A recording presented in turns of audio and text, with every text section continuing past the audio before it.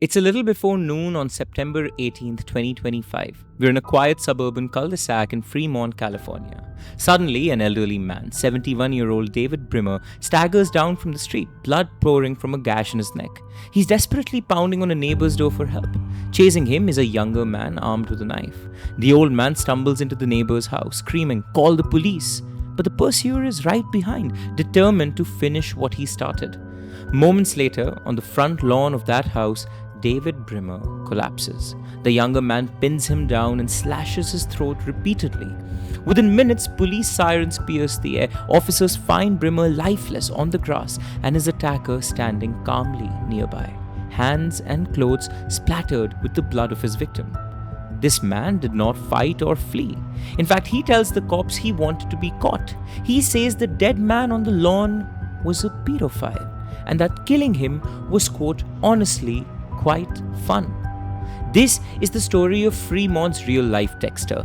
This is the story of a 29-year-old Indian-American engineer, Varun Suresh.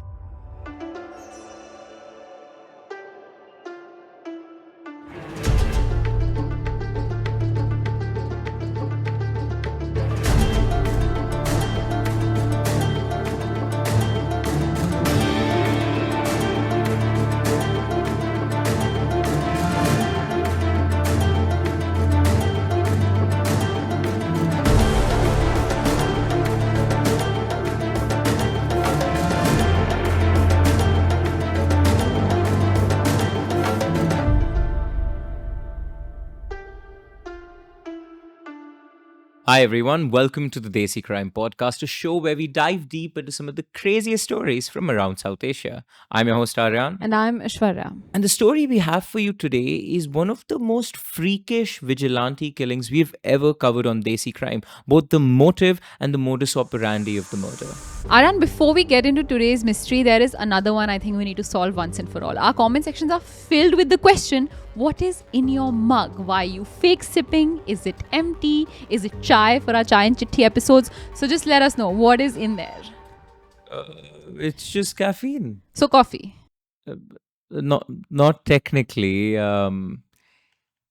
It's today's sponsor for the day. It's Neurogum. Well, today's episode is sponsored by a brand that makes consuming my favorite thing in the world super easy. I'm talking about caffeine, and I'm, to be specific, talking about this thing right here, Neurogum. Neurogum is this functional gum packed with caffeine and L-theanine, so you get the boost of energy plus focus within minutes. And it's portable. Literally energy you can carry in your pocket. Sure, there are sponsors today, but they've also been the powerhouse for Desi Crime for months now because somebody has to stay up and write and research all these episodes. And for someone like me, the benefits are even more. For example, you would have never seen me with a coffee mug in front of me. That's because I hate coffee. I hate the taste of it. I hate the smell of it. I hate how anxious it makes me feel. But I do like caffeine. I actually first discovered Neurogum back when I was in the US and I heard about it on the Joe Rogan podcast. I tried it and ever since then I've been hooked. It gives me that perfect feeling of being awake, feeling alert without that feeling of, oh no, my thoughts are running faster than my body. And that's all because of L-theanine, that calming agent that's present in there. And the best part is that now you don't have to reach out to whatever aunt and uncle live in the US to bring it for you. They're now available in India. Meanwhile, if you're like me and need constant energy, Neurogum is like a portable hack. You can have it whenever, wherever. Now you don't need to go find cafes nearest me or wait in long lines. You can just have this in your pocket and not have to deal with a big cup. Plus, because it has B vitamins and it's sugar-free, it prevents that heavy, sugary energy crash that you get from sodas or cold coffee. Are you chewing one right now? I am. Mint one. Bro, have some shame, dude. Come on. Haven't you learned that when you're in class, your teacher doesn't allow you to chew gum or something? We're working. This is work, Aishwarya. Aryaan, I really need something to help me get through your voice and focus on the episode. Ha ha ha, Aishwarya. Guys, go get your hands on Neurogum in the link in the description to get that clean boost of energy. And with that, Aishwarya, pop more of these in your mouth because somebody has to put up with my voice for the next 30 minutes because now we're getting to the case for the day. We rewind to the beginning of that deadly day. It's a Thursday morning in Fremont. Varun Suresh sits in his car parked not far from a certain house on Upper Winters Circle.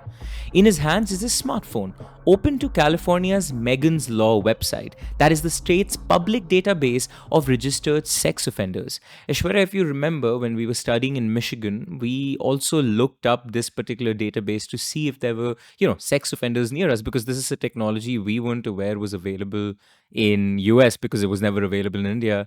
And lo and behold, we could literally see the addresses of all the sexual offenders near us. It was a very weird thing to have access to. It was so amazing that the public had access to this database, because if you had young kids in the house, if you had a lot of women in the house, you knew exactly what parts of town to not venture into, what to avoid at night. So cool. You had the exact address of the house, you had a picture of the house, you had, the name of the person, the exact things they were charged with, and how long they served in prison.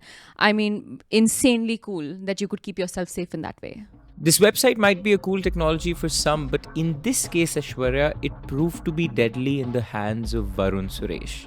Like you said, when he was scrolling through this website, he could find the name, the photo, the address, and the conviction details of the offenders. And he had done this before. But today, one profile leapt out to him. That was the profile of David Brimmer, age 71, listed at an address on Solstice Court, just around the corner from where his car was parked. Brimmer's record showed a conviction in 1995 for committing lewd acts with a child, for which he served about 9 years in prison. Varun's eyes fix on Brimmer's mugshot and dress. He takes a screenshot of the profile at approximately 11:12 am. Aryaan, do we know what made Brimmer stand out specifically? Because, of course, one conviction alone is horrible enough. But I'm guessing on a website like that, there are people with a lot longer, a lot worse record, a lot more recent record. So what about this person stood out? So, when the police later investigated Varun's phone and laptop, they found that he was a frequenter on the Megan's database. So, he used to go through profiles on the regular. This specific profile on this specific day stood out purely because of the proximity of where he was parked. He wanted to find the nearest pedophile. And David Brimmer just happened to be it. But what I've painted for you is a very weird situation. Why is somebody window shopping for pedophiles? And why is somebody on the lookout for them? To understand how we got here, we need to know who these two people are.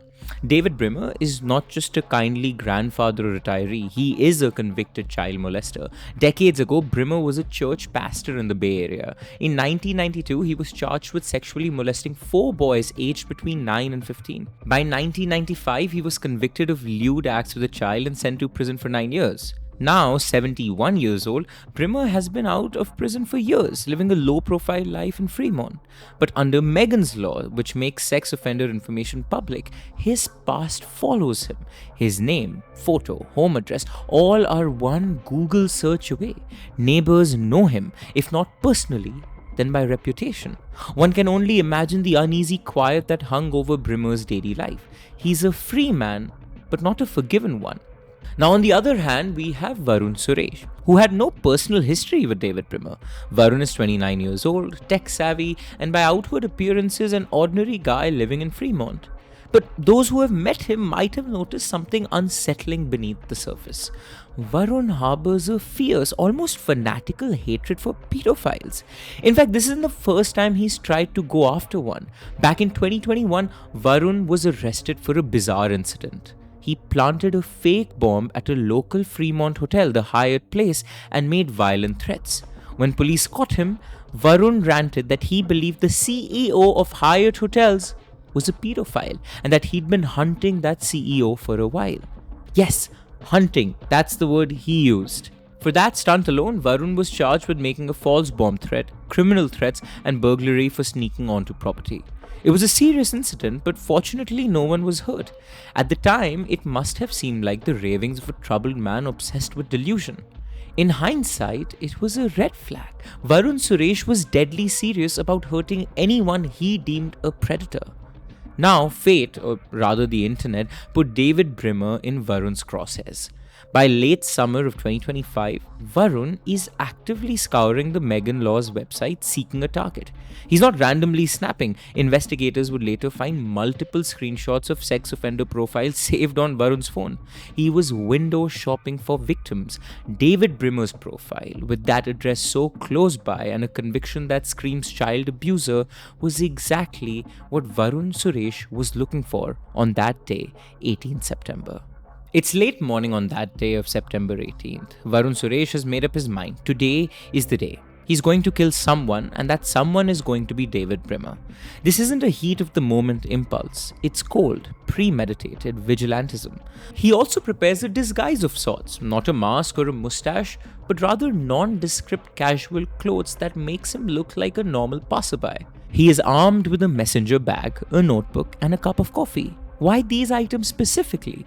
Because Varun plans to pose as a CPA, a certified public accountant, canvassing the neighborhood for new clients. CPA in the US is basically what a CA is in India. It's a clever ruse. Who would suspect a friendly accountant with a warm smile and a coffee in a hand to be a would-be killer? Just before noon, Varun puts his plan into action. Funnily enough, he doesn't directly go to Brimmer's house, but instead knocks on a couple of neighbors' doors and walks around the block. It's almost like he's method acting the role that he has adopted. Now imagine answering your door to a polite young man with a notebook. Hi, I'm a CPA in the area offering free financial consultations. Do you need any help accounting?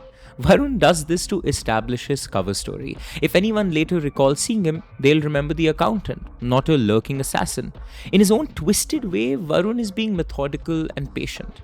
Varun also has a tactical reason for the door-to-door approach. Court documents later reveal that he suspected Brimmer might be on edge, even paranoid, that a man like Brimmer, knowing his own dark past, could be monitoring his residential street thinking someone was going to kill him. I just think this is a man projecting onto his victim. Of course, nobody on a random day, even if they've committed a crime in the late 1990s, is right now thinking that they might be assassinated. But I don't know what you make of those suspicions, Ash. It makes me wonder, is this a common theme of people using this specific website to go on a hunt? Have we seen other cases like this across the US where this has been a thing? Because not all convicts in every way, shape and form are available for the world to see online with their current address, revealed. So this is a specific category of convicts where you do have that information. So is this something we've seen before? One would have to look that up. From whatever little I know is that there is an ethical debate about Megan's Law website. As there should be, yeah. Because you rightly said it does help in making communities safe, but it also leads to disenfranchisement of former convicts. One can argue the ethical landscape of that, but it has in the past led to vigilante crime. This is not the first time it's happening. Editors, if you could find and put some on the screen, that'd be helpful for our audience. This is not the first time this is happening. Now, there's another reason why Varun picked Brimmer in particular, Aishwarya. It's Brimmer's age. At 71, Brimmer was not a physically imposing man, or so Varun thought. He also later admitted to the police that he chose an elderly target partly because an older man would be easier to overpower and kill. He told the police he was looking for sex offenders and people that were elderly, which means he was cognizant of the fact that somebody couldn't fight back. In Varun's blunt words, he was looking for someone, quote, who is easy to kill. This chilling calculation shows that Varun's goal wasn't just ideological. It wasn't just punishing a sex offender, but also practical. He wanted a guaranteed win. A younger or stronger offender might fight back or escape. Varun sought a victim who couldn't put much of a fight. David Brimmer just happened to fit that bill. As Varun moves towards Brimmer's house, the pieces are all in place. He has the element of surprise, a weapon, a cover story, and even a rehearsed approach. The time is about 11:55 am.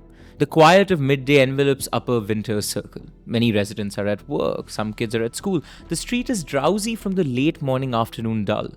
David Brimmer's house, a modest single-story home, comes into view.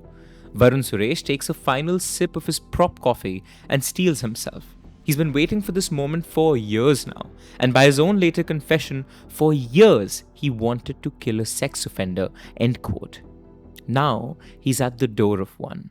Aryaan, from what we know of Varun's psychology, did he just want to kill a sex offender, or do you know if this is someone who had plans to continue doing this? Because you're not much of a vigilante if you're killing one sex offender who hasn't been active for decades now, is 71 years old, and you've picked him because he's weak. Your own motive is kind of weird. It makes me wonder, why did you do this? You're not really making much of a change to society. You're not clearing out a neighborhood of any threats to children. You're just picking a convenient target, going after it, and then being done because you really wanted to commit murder, and maybe you could justify this one. Aishwarya, I couldn't agree with you more. I think some of the answers to the questions you've posed will come out as I narrate the story further. But I will say this: while all forms of vigilante crime in a society are wrong because we need a functioning society where law takes precedence, we can attribute and call one vigilante crime more virtuous than other. If not Yeah. correct, more virtuous. This to me is the most selfish form. This is not vigilante crime because you're not preventing anything. You are taking the meekest way out. I remember that case in the Northeast where the bunch of women gathered together to kill the rapist because the police wasn't able to do anything about it. And while again, on a technical basis, that is illegal because you can't be the person encountering somebody, I can look at those women and go, I'm proud of that, right? There is virtue there. In this case, you just want to kill somebody and you're delusional. To me, this guy, and as we'll find out more and more, is delusional. Couldn't agree more, yeah. At 11:57 a.m., a 911 call blares over the Fremont police radios. A report of two men fighting in front of a home on the 600 block of Upper Winter Circle.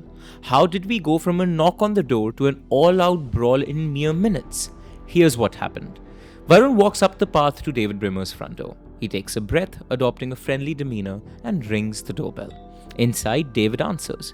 We don't know whether Brimmer felt any immediate alarm. There's no indication that the two had ever met before. Brimmer opens the door to see a young South Asian man with a notebook and bag. Perhaps not an everyday occurrence, but not threatening either. Varun introduces himself with a smile. He's the CPA who's been going around the neighborhood. Brimmer, perhaps puzzled, engages in a bit of small talk at his doorstep. Varun later recounts that he, quote, tried to appear as non-threatening as possible during this interaction. He's all professional charm, maybe cracking a polite joke about tax season. Importantly, Varun shakes Brimmer's hand, a friendly handshake to seal the trust, and while doing so, Varun asks, Sorry, I didn't catch your name. To which Brimmer responds, David. That single word is all Varun needed. I knew I had the right guy, he later tells investigators, and that's when we both knew it was on, end quote. In that split second, the facade drops. Brimmer sees a flicker of something in Varun's eyes. Hatred, intent. But before he can react, Varun lets go of his coffee cup and notebook, letting them fall to the ground. His other hand reaches under his shirt and comes out holding the knife. The ambush had begun. Varun lunges forward, trying to force his way through the front door, grabbing at Brimmer. Brimmer is caught off guard, but instinct kicks in. He shouts an alarm and turns to flee deeper into the house. He yells for help, and a neighbor later described hearing screaming and commotion. Brimmer manages to slip out of Varun's grasp initially and bolts out the door, back onto the front yard, choosing open space and the chance for witness over being cornered inside.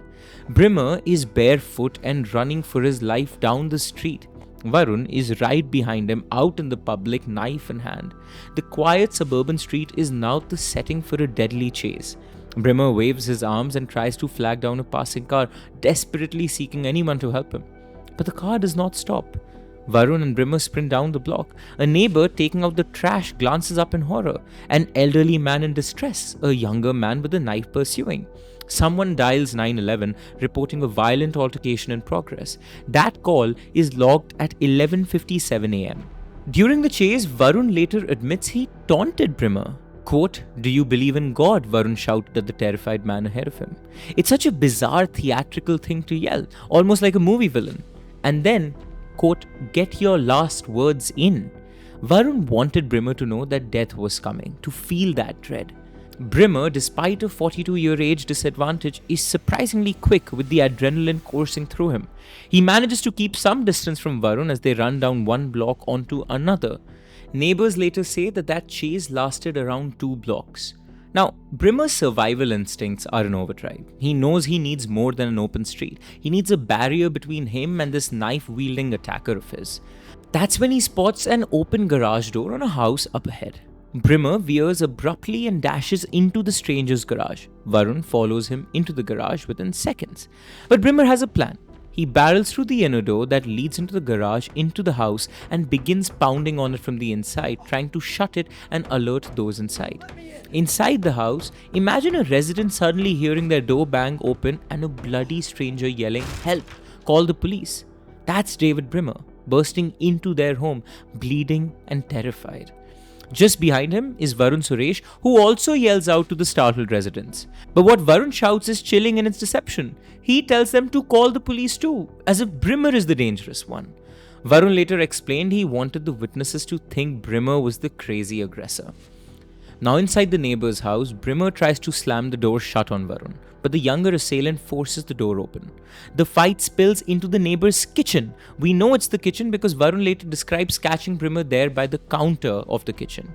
Here, Varun finally closes the distance. He swings the knife and stabs David Brimmer in the neck. The blade slices deep, rupturing arteries. Blood sprays across the kitchen tiles and counter. Brimmer claps a hand to his neck reflexively, but blood is spurting between his fingers. "It's over. You have to repent," Varun tells him in a grave, almost ritualistic tone. Varun would later recall saying this "repent" as if he's not just killing Brimmer, but delivering a final chance at redemption for the man's sins. It's a chilling moment, the killer giving the victim a last sermon. At that moment, one of the neighbors in the house finds the voice and screams, "Not in here! Don't do this in here!" Imagine witnessing this horror in your own home, blood on your floor, a madman with a knife attacking an old man. The plea, "not in here," might have been out of shock or a desperate attempt to save Brimmer by shaming the attacker. And shockingly, it works, at least for a second. I was gonna say, Aryaan, "not in here" is a really weird plea out of shock. I don't know. It's almost as if when you're that much in shock, what's registering to you is not the fact that it's your kitchen, but it's the fact that there's a murder happening in front of your eyes. I don't know. Leave a comment down below. Not in here is...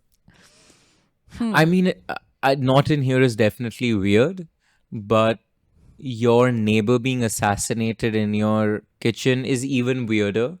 So what that does to you, like how Of you course. respond to that, I have no idea how I'd respond to that. Like, you can think you're very brave, but if somebody with a knife, you don't know if you will actually jump in and fight. You don't know how you'll react in those situations. I Of can course. think that I'll be brave. But so I mean, this is just a horrible, horrible situation to find yourself in. And I'm sure there's no role that this neighbor plays in any of this at all. So I'm not trying to point a finger there. It's just giving the energy of, an auntie with a balan saying like the kids running around in her house being like, "Get out, get out." It's giving that energy when something really absurd and insane is happening in front of your eyes. So anyway. At the sound of that weird comment, "not in here," Varun does actually hesitate, and that brief pause is enough for a grievously wounded David Brimmer to wrench free and make one last dash for his life. Brimmer, with blood streaming from his neck, stumbles out of the neighbor's house, back out the same door he came in, into the garage, and then out onto the front yard. Adrenaline is a powerful thing. Despite a potentially mortal wound, Brimmer's will to live drives him forward. He makes it outside, maybe thinking if he can just hold on until the police arrive. But his body is failing. He collapses onto the lawn, his strength fading as his blood soaks into the grass. Varun is immediately back in pursuit. The neighbor's scream of "don't do this here" has been brushed aside now. Varun sees Brimmer collapse and seizes the opportunity. Brimmer is face down, desperately trying to crawl, but Varun does not waver. He yanks back his head by the scalp and stabs him repeatedly in the throat. Vicious, plunging blows over and over. Then with a final decisive motion, Varun cuts David Brimmer's throat open from ear to ear. The bloodbath is complete. Later, when recounting this moment to the police, Varun is disturbingly matter-of-fact. Quote, "I just wanted to make sure it was done," he says of the final throat cut. This, for him, was a dream come true, but a nightmare for David Brimmer and the community of Fremont. As David Brimmer lies motionless on the lawn, Varun stands up, chest heaving from exertion. He's smeared with blood and the knife is slick with gore. But this neighborhood is no longer silent. Multiple neighbors are screaming and shouting, and sirens are wailing in the distance, growing louder and growing closer. Fremont police were alerted by those 911 calls and have raced to the scene. It's been just a few minutes since the fight began. But Varun doesn't flee at all. In fact, one witness later notes that Varun seemed oddly calm and composed in the immediate aftermath. Perhaps in Varun's mind, justice has been served and his mission is accomplished. The officers come out, guns drawn, unsure who is the attacker and who the victim. They see an older man down on the ground, unresponsive and covered in blood, and a younger man standing nearby, also bloodied but upright. The neighbor from the house is pointing and yelling that the man standing there did it. Varun immediately complies when officers approach. He allows himself to be pushed to the ground and handcuffed without incident. The bloody knife is right there on the lawn where he dropped it. An officer kicks it aside and later collects it as evidence. Others frantically attempt CPR on David Brimmer, but there's no use. The wounds are too severe. At 12:01 p.m., David Brimmer is pronounced dead at the scene of the crime. His body, ravaged by dozens of stab wounds, is now a homicide victim. Varun Suresh, wrists cuffed behind his back, is placed in a patrol car. Varun doesn't stay silent or profess innocence. He starts talking, immediately. And it's not a remorseful confession. It's something else entirely. At the police station, detectives from the Crimes Against Persons unit take over the interrogation. Varun is read his rights as is protocol, but he waives them. He wants to talk. Over the next hour, Varun Suresh unloads a jaw-dropping account of what he did and why. The interview is recorded and later parts of it will be cited in court documents and media reports. Let's go through what Varun tells the police. First, Varun is unapologetic. He expresses zero regret that he killed Brimmer. Quote, "I didn't feel sad at all. I'm not sorry." He even acknowledges that this might sound alarming, noting that he felt no remorse despite taking a life. He then explains that this was a long-held desire. Varun claims he has, quote, wanted to kill a sex offender for years because they hurt children, end quote. In his mind, pedophiles are the worst of the worst, irredeemable monsters. He uses a phrase that later headlines would splash everywhere, quote, "They deserve to die." That's what Varun firmly believed. Every child molester deserves death. Varun openly admits to hunting Brimmer via the Megan Law Registry. He walks investigators through how he picked Brimmer's profile, found his address, and formed the CPA ruse specifically to target him. Detectives verify this by checking his phone, finding those screenshots as digital evidence of his premeditation. Varun has effectively handed them a first-degree murder case on a silver platter. He's providing motive, intent, and planning in his own words. If there was any doubt about Varun's sanity or grip on reality, some of his statements blur the line between cold logic and delusion. For instance, Varun shares with the police a quote that he felt guided him. He tells them, quote, "It is not your duty to decide whether heaven will accept them. It's your duty to send them to the gates." Let that sink in. Varun is essentially framing himself as an instrument of divine judgment. It wasn't for him to judge if Brimmer would go to heaven or hell, only to make sure Brimmer gets there, to face that final judgment. This line sounds like something from a vigilante superhero comic, or perhaps a warped interpretation of religious or philosophical sayings. And also what's interesting to me is that it's a very Christian Abrahamic interpretation of life after death, not necessarily in accordance with his name, his last name. I don't know how religiously pursuant he was of Hinduism, but do we have any accounts of what he followed, what he read religiously, or is this someone who's literally just come up with logic to justify what he's doing in the aftermath regardless of other belief? Aishwarya, I mean, there is a bit of like that Yamraj type role and punishment. Right, but in just the hell, wording, even the in... gates and the, yeah. Correct. I think sort of that American influence of what hell and heaven look like. But I tried my best to dive deep into this, this guy's past, and I couldn't find anything apart from him being a software engineer and his former heart attacks. I really want to understand how he became who he was, but of course his family and everybody distanced themselves from him.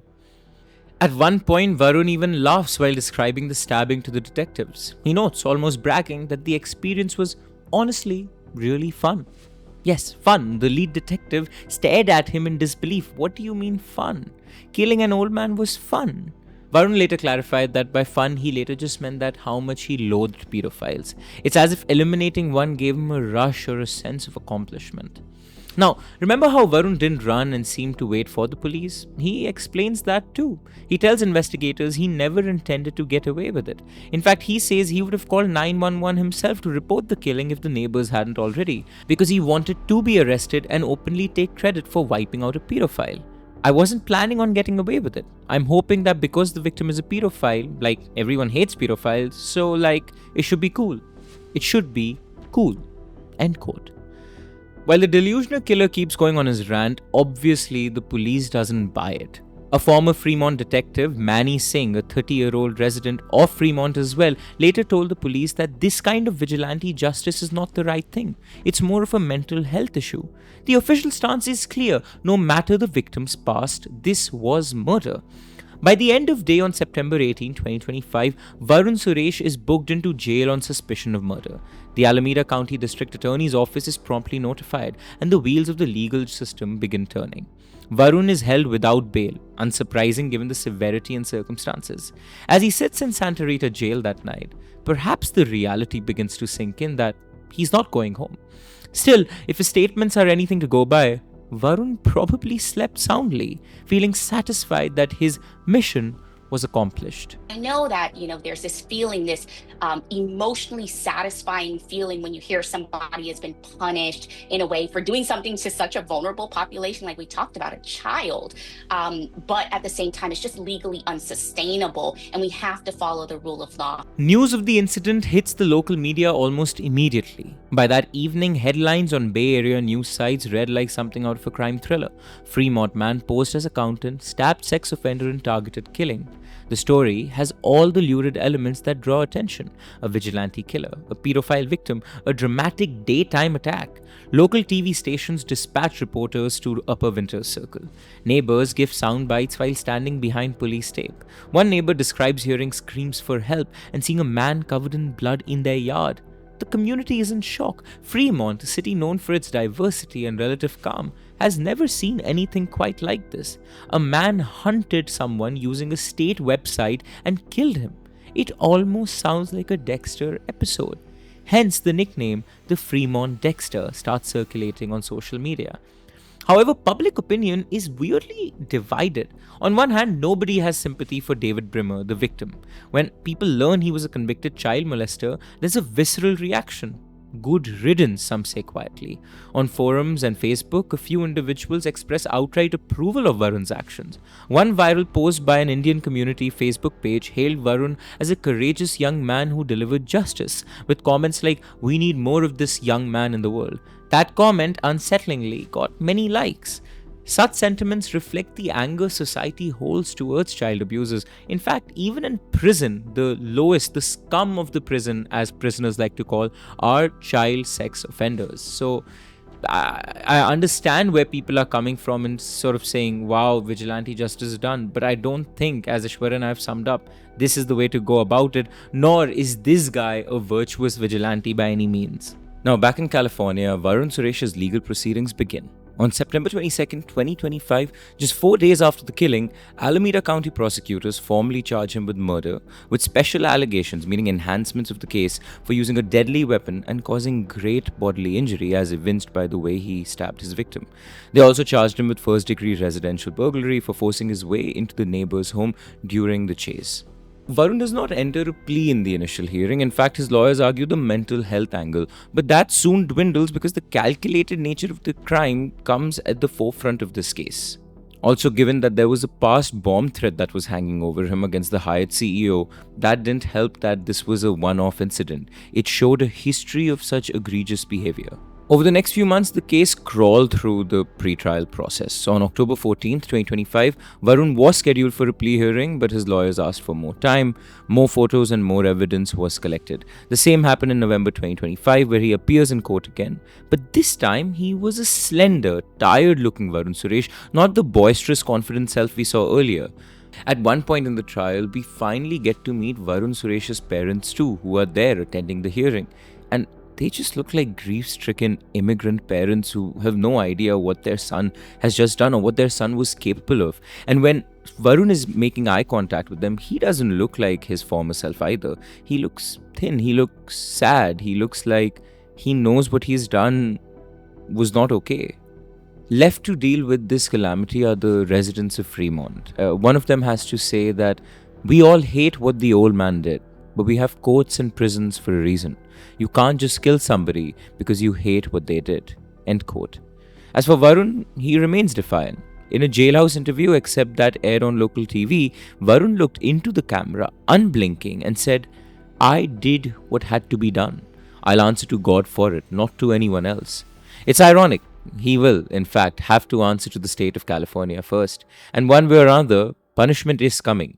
The courts will decide Varun's fate in accordance with the law, the very law he tried to sidestep. If you like what we do here at Desi Studios and absolutely love what we're wearing today, this is merch you can go buy all for yourself. You can buy this Desi Crime merch in our YouTube store on the link down below at Karak Merch. Keep the engines at Desi Studios rolling so we can pay our videographer right behind the camera to make these amazing episodes just for you.